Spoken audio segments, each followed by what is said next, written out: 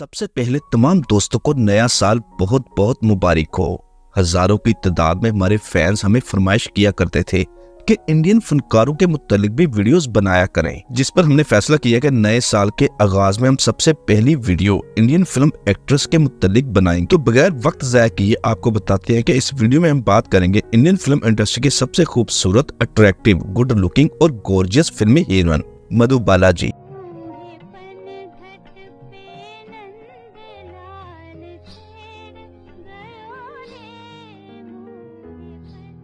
शायद आपको जानकर हैरानगी हो कि मधु बालाजी का ताल्लुक पाकिस्तान के सूबा खैबर पख्तूनख्वा के जिला स्वाबी से था। ये फैमिली स्वाबी से मुंबई मुंतकल हुई थी। वैसे भी बॉलीवुड और पेशावर का आपस में बहुत गहरा रिश्ता रहा है। बॉलीवुड के कई सुपरस्टार्स का ताल्लुक पेशावर से है, जिनमें एक नाम मधु बाला का भी है, क्योंकि जिला स्वाबी पुराने पेशावर में से ही था। मधु बाला के वालिदैन बेहतरीन रोजगार और जिंदगी की तलाश की खातिर स्वाबी से मुंबई मुंतकल हुए। ये मुसलमान फैमिली थी। मधु बाला का असल नाम मुमताज जहां बेगम था, लेकिन उस दौर में नाम तब्दील करने का ट्रेंड हुआ करता था। जो लड़की भी फिल्म इंडस्ट्री में इंटर होती थी वो अपना नाम तब्दील कर लिया करती थी, और यूं मुमताज जहां बेगम से मधु बाला बन गई। मधु बाला का मतलब होता है शहद से बनी। 1947 में फिल्म नील कमल रिलीज हुई, जिसमें वो मरकजी फनकारा के तौर पर आई। इस फिल्म के बाद अपना नाम तब्दील कर लिया। मधु बाला के वालिद का नाम अताउल्लाह खान था, जिनका ताल्लुक स्वाबी से था। मधु बाला की वालिदा आयशा बेगम। ये खानदान बेहतर रोजगार के लिए मुंबई चला गया। इस खानदान का मिट्टी के बर्तनों का कारोबार था, जो पंजाब के मुख्तलिफ शहरों में फरोख्त किए जाते थे। अगर काम के हवाले से अंदाजा लगाया जाए तो इस लिहाज से मधु बाला का ताल्लुक कम्हार खानदान से था, क्योंकि कम्हार ही मिट्टी के बर्तनों का काम करते हैं।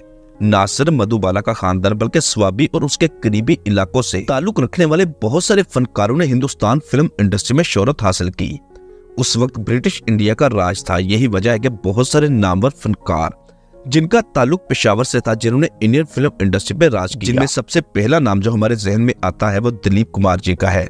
इसके अलावा पृथ्वी राज कपूर, शाहरुख खान का खानदान, अमजद खान, सरिंदर कपूर, ये तमाम के तमाम लोग पेशावर से हैं। दिलीप कुमार जी का ताल्लुक किस्सा ख्वानी बाजार से था, वहीं पर उनकी पैदाइश हुई। जबकि राज कपूर और तरलोक कपूर अंदरून शहर किस्सा ख्वानी के करीब कपूर हाउस में पैदा हुए। शाहरुख खान के खानदान का ताल्लुक भी किस्सा ख्वानी बाजार से है। किस्सा ख्वानी बाजार पेशावर के वसत में वाक़ एक छोटा सा तजारती मरकज था, जो कि मुतअद्दिद रहायशी गलियों से घिरा हुआ है। इन गलियों और करीबी इलाकों में से कुछ ने तो कबीर खान, फिरदौस, जमाल, रशीद, नाज और अजब गुल जैसे पाकिस्तान सुपरस्टार्स पैदा किए। लेकिन मधु बालाजी की पैदाइश पेशावर की नहीं बल्कि दिल्ली की है, जो 1933 को वहां पैदा हुई। अभी 14 साल की ही थी कि फिल्म नील कमल में राज कपूर के साथ अपना पहला मरकजी किरदार अदा किया।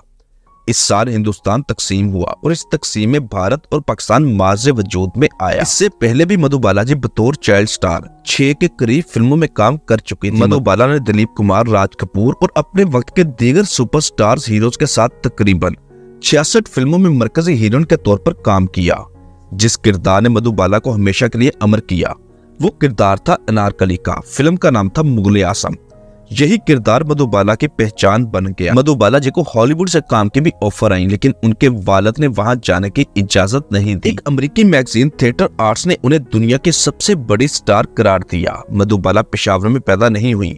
शायद यही वजह कि मधु बाला को कभी कहीं पर भी ये मेंशन नहीं किया गया कि उसका ताल्लुक पेशावर से है, जैसा कि आम तौर पर दिलीप कुमार जी, राज कपूर फैमिली और शाहरुख खान की फैमिली को पेशावर की फैमिली कहा जाता है। खैबर पख्तूनख्वा के मौजूदा पख्तूनों की तरफ से मधु बाला को सही तौर पर तस्लीम ना करने की एक वजह यह है कि वो तकरीबन निसफ सदी से कबल वफात पा गई, जबकि पेशावर के दीगर लेजेंड्स जो कि बहुत देर तक जिंदा रहे। अगर मधु बाला की अज़वाजी जिंदगी के मुतालिक बात की जाए तो 1960 में गुलकार किशोर कुमार से शादी हुई।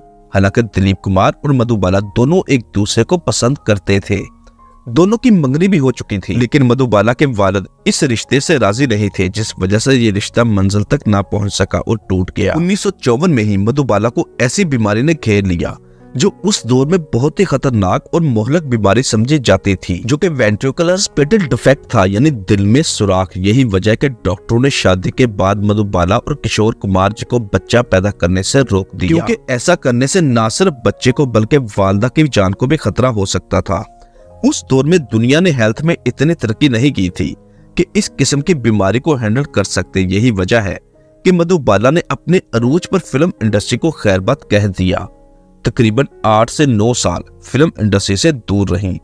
फिर जब सेहत बेहतर होने लगी तो दोबारा फिल्म इंडस्ट्री का रुख किया, मगर इस बार हदायतकारी के मैदान में कदम रखने का फैसला किया। फिल्म का नाम था फर्ज और इश्क। इस फिल्म का आगाज किया, लेकिन ये फिल्म मुकम्मल ना हो सकी क्योंकि इसके दौरान ही बरसगीर की मोस्ट गॉर्जियस लेडी का इंतकाल हो गया। इंतकाल की वजह हार्ट अटैक था। 22 फरवरी की रात ये अटैक आया और 23 फरवरी 1969 को उसकी सालगिरह के सिर्फ 9 दिनों बाद ही सुबह 9:30 पर रूह परवास कर गई। नमाज जनाजा अदा की गई। जोहू मुस्लिम कब्रिस्तान सेंटा क्रूज मुंबई में दफन कर दिया गया।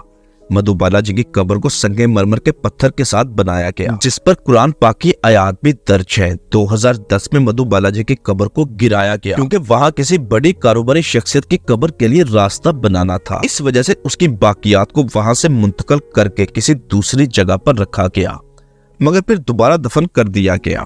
मधुबाला की आखिरी फिल्म जवाला मौत के 2 सालों बाद रिलीज हुई, जो बरसगीर की बहुत ही खूबसूरत फिल्मी हीरोइन की जिंदगी का इख्तिताम हो गया।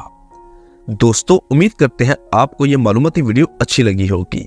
हमने जो इंडियन फनकारों के मुत्तलिक वीडियोस का आगाज किया है, आपकी इसके मुत्तलिक क्या राय है नीचे कमेंट बॉक्स में लाजमी बताइएगा। चैनल पर अगर नए हैं तो इसे फौरी सब्सक्राइब और साथ दिए के बेल ऑप्शन को भी प्रेस कर दें। मिलते हैं दोबारा बहुत जल्द। अपना ख्याल रखिएगा। अल्लाह हाफिज।